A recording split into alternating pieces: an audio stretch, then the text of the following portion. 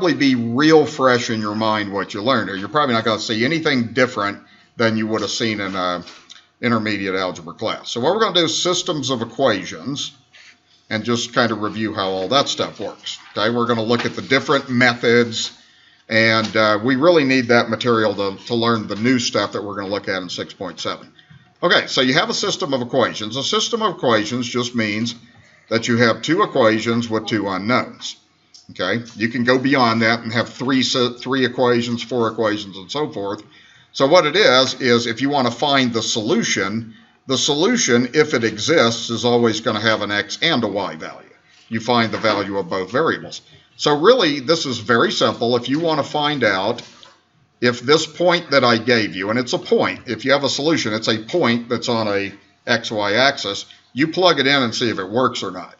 Okay, so I'm just going to replace x with -5. I'm going to replace y with -2, and I'm going to see if that checks or not. So you're going to have 2 times -5 plus -2. Okay, so if you look at that, that's going to be -10 plus -2, and that's equal to -12. That's what it's supposed to be equal to, all right?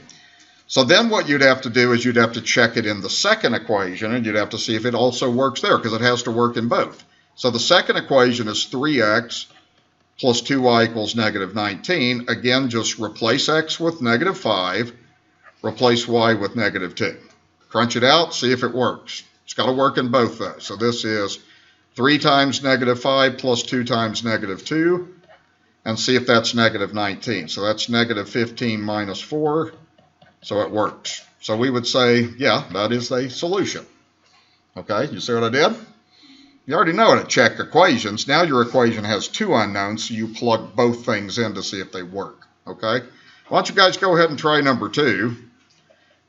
I can predict it's probably a no. I probably gave it an example of a yes and no. Try it out. And by the way, it has to work in both. So if it doesn't work in the first equation you checked, you don't need to waste your time going to the second equation then. Okay?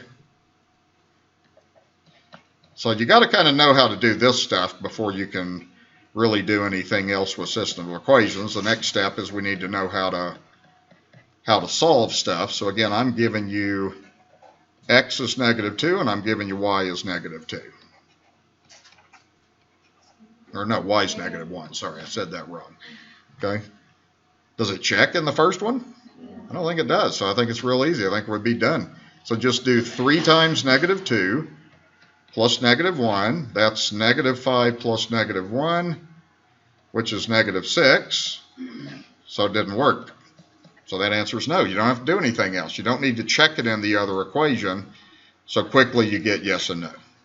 Okay? So all you're doing is plugging in the point that I give you and see if it checks out. So you're plugging the -2 in for x, and it didn't work, so the answer is no. Is that clear? Okay? So you shouldn't have any trouble with that kind of thing. Okay? But that's always how you have to start with a system of equations. Okay. Thank you. All right, now what we're going to do is solve a system. There's 3 ways to solve it. I'm going to do a very quick review of how you do each of these. Now, we've done graphing this semester. So what we're going to do is we're going to graph these 2 equations, and we're going to see if they intersect anywhere. These kind of problems right here, I try very hard to give problems that intersect at whole numbers. And I hope it works that way on my math lab, because to me, if they don't intersect at a whole number, then this is the worst way to do it. The only reason I'm really teaching this anyway is to show you geometrically what this means. So these are lines. Those are linear equations. What I'm going to have you do is solve for y, and we're going to use the slope-intercept form like we did way back when to graph these 2. So I've got 4y. I don't want to update. Thanks for asking, though. Okay, now I'm going to move the 2x over here. So I have 4y equals -2x. Plus 24, divide everything by 4, so we get this in the slope-intercept form. So -2 over 4 is -1/2, 24 over 4 is 6, so we're going to take the time to graph that equation, okay? So we solve that for y. Now what is the y-intercept on this? What? 0, 6. Thank you, very good. I'm glad you said that too. Okay, what's the slope? Yeah, that's your slope, okay? So all you got to know is remember how to do this. So you start with the y-intercept, so you're just going to put a dot on there, and then you just count down 1, right 2. Remember, it's rise over run, so you have a slope of -1/2. You're going to go down 1, right 2, and you should keep doing that until you run out of room, because you don't know where it's going to intersect. Hopefully it's going to intersect at one of those points, and then you should do it backwards. The opposite of going down and to the right is up and to the left. So just do a couple more points. The reason I like you to do the problem this way is because it's a little easier to see what your intersection points are if you do that. Okay, and when you're doing this on My Math Lab, I know what they basically always have you do is connect the line with two. You got to get 2 points, so I'm just going to kind of connect that line in like that. Okay, now do the same thing with the next equation. You're going to solve this for y, so you're going to have -2y equals +2x minus 18. Rearrange, just move stuff. Now divide by -2, and you want to be real careful that all your calculations are correct. So you're going to get y equals, this is going to be -1 here, and then -18 divided by -2, that's going to be +9. So you want to be sure that you're very careful in how you do that then, okay? All right, now this one again, you're going to do exactly the same thing we did on the last one. The y-intercept's 9. The slope is -1, and you should put that over 1 so you can count that slope out correctly then, okay? So here's what I do, okay? Again, what I'm going to do on this and this particular problem is I'm just going to put a y-intercept at 9. How do I do a slope of -1 over 1? Down and right, good. Okay, so we're going to go down and right, down and right, down and right, and hopefully, eventually, we'll hit that. There we are, right there. So say basically, if you just kind of keep putting your dots on there and count, then you've got the solution to the problem, okay? So what we got to do is we got to name that point, and then we can tell if we're right. It's real easy to tell you're right. So what does it look like the x value of this point is? 6. It looks like it's over 6. How about the y value? Up 3. So that should be your answer. Okay? And it checks. Okay? You plug it into both equations and it will check in both equations. Okay? I'm not going to take the time to do that, but it's real easy to do. You can tell you're right. Okay? Do you guys follow that okay? Okay? So really what you want to do is graph these things. Solve for y first. Find the intersection point. Sometimes it's very easy to do. Sometimes a little more challenging to do, like if this thing intersects at decimals, then it's not a good method for doing this problem. Okay, all right, let's go to the next one and do this kind of the same way. Okay, so let's go ahead and start solving these for y and doing the graphing. There are different things that can happen on these problems, so I do want to kind of review that stuff too. Okay, so what I'm going to do to start with, of course, is move the x to this side. So I'm going to get -2y equals -3x plus 4. Then you want to divide both sides by -2. So you want to go ahead and do that. Okay, so you're going to be left with y equals, and then get your negatives and stuff. You have 2 negatives there, so that's going to be 3/2 x for your slope. 4 divided by -2 is -2 for your y-intercept. So that's what you're going to go ahead and graph then. Okay, so you got your y-intercept and you got your slope. Okay, all right, so let's go ahead and graph that. So we're going to go down to -2, and then how are you going to do your slope of 3/2? We're going to go up 3 and to the right 2. Okay, it's positive slopes sloping upward. So go 1, 2, 3 up, 2 to the right, and just keep doing it until you run out of room. 1, 2, 3 over 2. And so forth like that. Gosh, I have a hard time seeing this.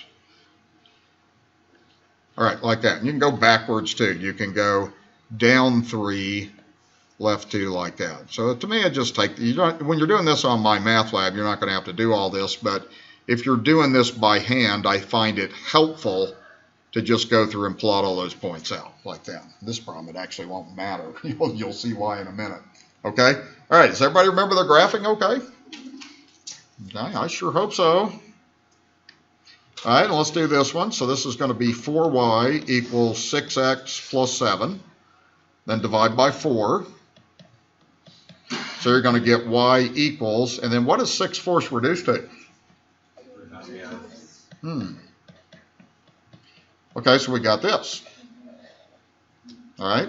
Now, if you went through and did 7/4, if you get an intercept that's not a whole number, you can change it to a decimal or you can change it to a mixed number. So what you have is, really you have 1 3/4. Now I'm going to go ahead and graph this, but some of you who have a good background, you could probably already tell me what the answer is, possibly. I don't know. So here's what we're going to do. We're going to go to 1 3/4. Hey, all I care about is you estimate it. Okay? Now, if you did the slope, you want to notice on this problem, the slopes are the same. So if I counted up 3/2, is this line ever going to intersect this other line? No, it's impossible. They're parallel, exactly. So even if you took the time to plot that, I'm not going to do that because what I want you guys to see is if the slopes are the same, that's going to mean that the lines are parallel, right? So that means that the lines do not intersect. Okay, and really if you're doing a problem like this, you can tell right now that the answer to this problem is there's no solution. So you just say no solution, or oftentimes when something doesn't have a solution, you do that empty set symbol like that. So if the two lines are parallel, there's no solution. Why? Because they don't intersect, and that's what you're trying to do is find where the lines intersect. Okay? Does that make sense? Okay? So either they intersect or they don't. Okay, that's the idea. So that's how you would kind of handle your graphing. Okay, any questions about that? Okay, there's 3 ways to solve this. All we're going to do is just review 3 ways that we do this. All right, so we're going to see what you remember on elimination. We call this the elimination method. So just go ahead and write your system down. And I'll show you kind of what we do on this. The idea is you want the variables. You can add the equations together. But when you add them together, you would like for one of the variables to cancel out. So in other words, if you look at your x's, if that's a 2, what would you like that to be above it so it would cancel when you added it? You'd like it to be -2, right? Okay. You want it to be -2. Well, it's easy to make that happen. What you do is you multiply the top equation by -2, and whatever you do to the left side, you got to do that side, right? Okay, then you'll see why I call it elimination in the next step. All right, so go ahead and write this out. That's going to be -2x minus 4y is equal to -26. So you change that, and then the second equation, you don't need to change it. Just keep it as 2x plus 3y is equal to 6 like that. Okay? Does that look good? Okay. All right, so all I've done is multiplied that by -2. Now, if you add the equations together, what happens to the x's? That's the important part. They cancel. That's why I did what I did. Now, what I'm going to have left is if I add the y's, -8 plus 3 is -5y, and then -26 plus 6 is -20, then that's an easy equation to solve, isn't it? So what you get is divide that by -5, so you're going to get y is equal to +4. Now, we're going to write our answer as an intersection point. So you're going to have the y value as 4 like that, okay? Now what we have to do to finish up the problem is we have to just find x, okay? Does that make sense and look familiar to most all of you? Okay? Now if I want to find x, you just need to pick an equation and plug y in. So let's just pick the top equation. It's your call which one you pick because it works the same either way. Now what you want to do is take that 4 and plug that in for y. So you're going to have x plus 4 times 4 is equal to 13. So that's going to be x plus 16 equals 13. Then you can subtract 16 from both sides. So you get x equals -3. And then that gives the answer to the problem. Usually students find this method to be the easiest way to solve these. That's the way most of the time we solve these, okay? Like that. Now, what does that mean? It means if you graphed those two equations, they would intersect at that point, negative 3, 4. That's all that means, okay? That's the answer. It's checkable. You can plug into both equations. You can prove that it's right. Okay, do you guys remember how that was going okay? Okay. All right, now let's try this next. I want to do maybe a couple of more of these because there are different things that can happen. So let's just go ahead and write it down, the two equations. Let's start that way. And we're going to figure out what we want to eliminate. Now, it's your choice as to whether you want to eliminate the x's or the y's. It's your call. I always try to look for something that to me is easy. To me, I'd just eliminate the y's. One of them's 8. What would you like the one below to be? 8. Negative 8, right? So how do you make that 2 right here become negative 8? Times by negative 4. Good. Okay. Remember, we want those things to cancel out. So when you multiply this 2 times negative 4, you're going to have negative 8. And what you do to one side, you got to do, of course, to the other side, like that. Okay, so what I'm going to do then is I'm just going to write down the first equation as it is. That's 5x plus 8y equals negative 42. Second equation is going to be 8x minus 4y is equal to 16. Now, Adam, what in the world did I just do? Okay. That's not right. That's an 8 is what you're supposed to have there. Okay, so we should have 8x, positive 8x minus 8y is equal to 16 there when we multiply that out. Okay? Okay, so let's see what happens if you do this then. So 8 and 5 is going to add up to 13x. That's going to cancel out. Then if you do 42, what's that? 42 minus 16 is what? 26, negative 26. So we have negative 26 there. And then you just need to divide both sides by 13. So you end up getting x equals negative 2. So then that gives the first part of our intersection point. Again, we're going to write this as an intersection point like that. Okay? Now, there are times when you have to multiply both equations by something. You got to just make the numbers end up being the same. All right, where do I go to find y? Pick an equation and plug in x. And I like the second equation. You know why? Because it's got smaller numbers, but it does not matter. So I'm just going to take that equation, and I'm going to replace the x with negative 2.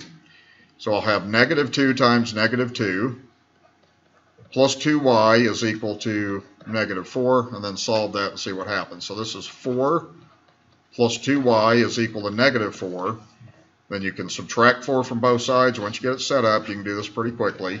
So it's 2y equals negative 8. Then I divide by 2. So I get y equals negative 4. So again, we have an intersection point like that. Okay? Okay, does that look okay? Now, since I'm kind of using this mostly as review for the next section, I'm going to do pretty straightforward problems in this section. So let's go ahead and look at one more, because there is another thing that can happen on these problems. I want to do elimination one more time, then we'll move on from there. So we have 2x minus 3y is equal to negative 2. Then we have 6x minus 9y equals 6. Okay? What do you want me to eliminate? I don't care. I probably like the first one just because it's got positive numbers, although it doesn't matter. Okay? All right, so if we want those to become opposite, what should you do? Times the top one probably by negative 3, right? So that they both, you want the bottom to stay 6 and the top, this number right here, needs to change into negative 6. So the way you do that is you multiply 2 by negative 3 to make that happen. And then you do that to both sides. So it's the same principle again. So what you're going to have when you distribute this, you're going to have negative 6x plus 9y equals positive 6.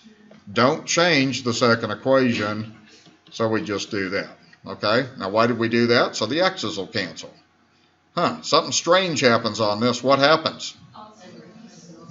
The x's and y's cancel, which is okay. That just means this whole thing is 0. Okay? And you need to understand it's 0. When you add something to its opposite, you get 0. Then this side's 12. Well, a while ago, we did a problem with no solution. You think that's a good candidate for no solution? Yeah, because 0 and 12 are not equal. So since they're not equal, anytime that happens, then it's going to be no solution. And what that would tell you, that's the answer to the problem. It would just tell you the lines are parallel. That's it, okay? You can get to a point on these problems with a little practice, not always, but sometimes you can tell when they're parallel. When you look at those two equations, look at this. These numbers are all off by 3. So see, if you multiply the top equation by 3, don't you get you get 2 times 3 is 6, then you get the 9, and then if you do negative 2 times 3, you get negative 6. So they're off by a constant on there. So you can kind of see that sometimes when you're doing those problems. Okay, that's elimination. Does that look pretty good to everybody? Okay, most of you have done that before, right? Okay, now a lot of you have Math 55 with me. Okay, all right, so let's do substitution next. Okay, so what you do on this, substitution just means you plug one equation to the other equation. So what you want to kind of do with this one is you want to take advantage of the fact that I already have this equation solved for x. Okay, so what we're going to do is go ahead and just write down the second equation. Just write it down. 9x plus 6y equals negative 12. Now, what is x in the first equation? What does it say? It's 5 minus 7y, right? So what you're going to do is you're going to replace this x in this second equation with this. So this thing right here gets plugged in. So what you're going to have is you're going to have 9 times 5 minus 7y, bring down the 6y, negative 12. Why does that work? Because the equation that we're going to solve now has one variable. So now we can solve it. Okay, so you're plugging one equation into another one. So this is going to be 45 minus 63y plus 6y is equal to negative 12 like that. Okay, so if I add the like terms together, I got 45. Let's see, that would be minus 57y equals negative 12. And then you can subtract 45 from both sides. You can just move that if you want to do it that way. So that's negative 57y equals negative 57. Okay, so then y is going to just be found by dividing by negative 57. So y is equal to 1. Okay, so remember, we write the answer as a point of intersection. So we got the y value. Okay, does that make sense to everybody? We have done substitution in different ways this semester in this class, so sometimes at this level of class that's a little easier than it is in an intermediate algebra class. So what do I got to do to finish up the problem? I got to find x. I got to find both x and y. The easiest way to find it, you can work with either equation, but I like the first equation better because notice it's already solved for x. So take your y that we just got, plug it in and calculate. So you're going to have x equals 5 minus 7 times 1. So that's x equals 5 minus 7. So that's x equals negative 2. Now you got the answer to the problem. Okay? And that does mean that it intersects. So if you graph those two lines, they would intersect in a point. That's the meaning of that. Okay? Which way do you like better, substitution or elimination? You do? To me, it depends on the situation. Sometimes the substitution's better, sometimes elimination is. The worst way is graphing, by the way. I mean, if someone says solve a system of equations, you either do substitution or elimination. You don't do graphing. That's the worst way to do it. That's only to show you a concept. Okay, now this number 9, now see, actually number 8 is a good example of a substitution problem. Number 9 to me is better to do by elimination because the variables are lined up and everything. So one thing that you do have to do on this problem is before you substitute, you got to decide which variable you're going to solve for. And just because I like to teach this point, it actually doesn't matter what variable you solve for. Which one is the easiest to solve for out of all those? X in the second equation, right? How come? Because there's nothing in front of X. If you see that, that's the one you want to solve for. Otherwise, you're going to make the problem more difficult than it needs to be. So what we're going to do to start with on this problem is write down that equation and solve it for X. Get X by itself. So move the 4y to this side so you get X is equal to 5, and then change the sign, of course, minus 4y. Now that thing is going to get plugged into the other equation, see? Okay? If you worked with the other equations and solved for another variable, you'd have fractions all over the place. This way, you avoid the fractions. Now, sometimes it's unavoidable, but it is avoidable in this case. So what you're going to do is you're going to take that thing that I highlighted and you're going to put it right there. 35, X plus 4y. Oh, okay. 3, 5, 3, 5. Now we're good. Okay, so now we're going to plug that into the top equation. Okay, so now we're going to do this. You take 5 times X, replace that X with 35 minus 4y, minus 2y equals negative 1, and then you solve that equation. See, when you substitute, you're down to one variable. So you're going to have 5 times 35 is 175?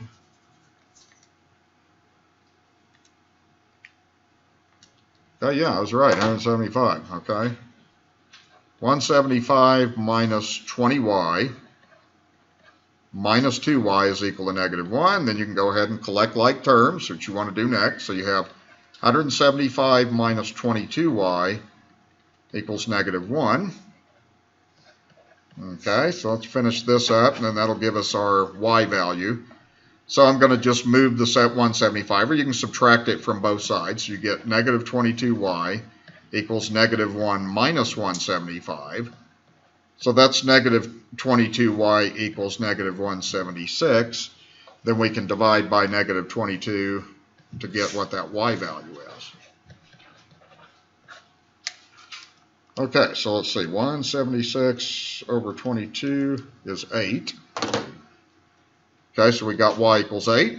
Like all the problems, ultimately what we're doing is we're trying to find an intersection point. So the 8 goes there. Now what do I got to do? Find x. Where's the easiest place to find x in this problem? How about here? It's already solved for x. That's where I'd plug in, is I'd plug in right there. So that's what I'm going to do, is I'm going to get x equals 35 minus 4 times 8. So again, that y just plugs in for y. So you get 35 minus 32. So it looks like x is going to be equal to 3. There's your answer. Okay? Okay? So I think usually at college algebra level, this hopefully is pretty straightforward. What do you guys think? It's because you have more experience solving equations now, so that's kind of what I hope. All right, any questions about substitution? All right. Now, usually, like on our test next week, usually I have you do one elimination and one substitution. So you want to know how to do both. It's important that you know how to do both of those. Okay, now I'm going to just kind of finish up with a couple of things. We're not going to solve these, but I'm going to show you a couple of things and a couple of definitions. So I'm going to go to the next page just for a minute. And this is kind of what happens. We already looked at 2 cases. We didn't look at the third case. This is vocabulary. I don't generally test over vocabulary, but I want you to be familiar with it. First of all, if the 2 lines are parallel, what did we say? We said there was no solution. Well, we have a vocabulary word for that. We call it an inconsistent system of equations. Again, I don't test over vocabulary. You'll see it a little bit in your homework. It might ask you if it's inconsistent or whatever. Then you have the one solution case, which what did that mean? It meant it intersected on that. Well, anytime you get at least one solution, that means it's consistent. So basically, consistent is no solution. Consistent is really at least one solution. And in this case, you got one solution because it intersected. There is one other possibility. You could graph 2 lines, and they could be the same line. Now, if you graphed the same line, wouldn't they overlap everywhere? So that means the answer would be every point on the line, so it would be infinite solutions. So if you graphed something, you can write a note on this if you want to, same line is what that means. That just means it has at least a solution. It has infinite solutions is what that's supposed to say. So the difference between the two is this. If it has one solution, it's independent. And if it has more than one solution, infinite solutions, it's dependent. Okay? And again, I don't test over that. I just want you to, know the vocabulary just mostly for homework and for future reference more than anything else. Okay? All right, so let me show you what I want to do on these last three problems here. We're not going to graph them or anything. What we're going to do is solve for y, because the directions to the problem just say, how many solutions does the system have? And just by solving for y, we can figure that out very, very easily. All right, so here's what I want you to do on each of these problems. We're going to take each equation, and we're going to solve it for y, and once we do, we'll easily be able to tell the answer to the problem. Now, this is the simplest way to do this, to solve for y, because it really has a lot to do with the slope. Okay, so I'm going to solve this one for y. So I'm going to move my 6x to this side. So I'll have negative y equals negative 6x plus 33. Then I can divide by negative 1. And just be sure you do that to each little part. So that's going to give y equals 6x minus 33. You want to make sure you got all your signs correct and everything. Okay? Do the same thing to the next problem. Move the x. So you're going to have 4y equals negative x plus 18. Divide by 4. Be sure you divide everything by 4. So you get y equals, now see, this is understood to really be negative 1/4 x. And then 18/4, you could reduce that to 9/2. Now, you don't have to do anything else with this problem. Here's what you do. It's all about the slopes. If the slopes are different on this problem, right? If the slopes are different, what does that tell you about your lines? Do they intersect or do they not intersect? They intersect. They have to. If one's pointing this way and one's pointing the other way, they have to intersect. So the idea with this one is you have different slopes means that you're going to have one solution. It means they're going to intersect. So that's what that means. Now, back in our little chart that we did here, we said if it had one solution, we said that it was consistent and independent. Okay, so I'm going to write that down also. Remember, consistent just means it has a solution. So we're going to write down it's consistent, it has a solution, okay, but it only has one solution, so that is independent. That's how you figure everything out on that problem. Okay, you'll see this a little bit in homework, but not on the test. All right, does that make sense? All right, so it's all about the slope. That's why we're solving for y. What are the other possibilities? They could have the same slope, and then if it has the same slope, there's two possibilities that you have to look at there. Okay? All right, so let's do these last two here, because I want to give you one of each case. Well, first of all, this one's already solved for y, so that's nice. We don't have to do anything with that one. It's already solved for y. The second one, we have y plus 2 equals x. So I'm just going to move the 2 over here to get y equals x minus 2. All right, so if you look at these two equations, you have y equals x minus 8, and you have y equals x minus 2. I'm lining it up for a certain reason. All right, what is the slope of both of these equations? 1. They're 1, right? Okay, so what does that tell you? They're parallel. Same slope is going to tell you that they are parallel lines. That's my symbol for parallel. So if it's parallel, it means that there is no solution, right? Okay, no solution. Remember, the word consistent means solution. So this is inconsistent since it has no solution. Okay, so we would say this one is inconsistent when we get the answer. So this is parallel. So if you look at the little chart I put on your notes, this one is the one that we say is inconsistent, so it has no solution, like that. Okay? Now, the other thing you want to make note of is the y-intercepts are different. What if they were the same? What if you have the same slope and the same y-intercept? then it would be the same line, so they would intersect in an infinite number of places. So that's probably what the next one is, okay? All right, so let's finish this next one here. So we got, you want to just solve for y. So we have 2x plus 3y equals 6. And then we have 4x plus 6y is equal to 12. Just kind of rearrange stuff. So you're going to have 3y equals negative 2x plus 6. Divide everything by 3. So you get y equals negative 2/3 x plus 2. Okay, so we got that. What's the slope? Negative 2/3. What's the y-intercept? 2. Do the same thing with this one. So you're going to have 6y equals negative 4x plus 12. Then you divide by 6. So you get y equals, and what does that negative 6 reduce to? And how about 12 over 6? 2. What's the deal? Same line. So what does that tell you? It has infinite solutions, okay, which basically tells you it has solutions, so it's consistent. Consistent means it has solutions, but if it has infinite solutions, we say it is dependent. So if you're working this out on your homework, you can look at that little chart I gave you and kind of use that to help you figure that out, okay? To me, that's, you probably don't see this vocabulary unless you're a math major and you go to linear algebra, although if you're an engineering major, you probably will do linear algebra one day. So just kind of get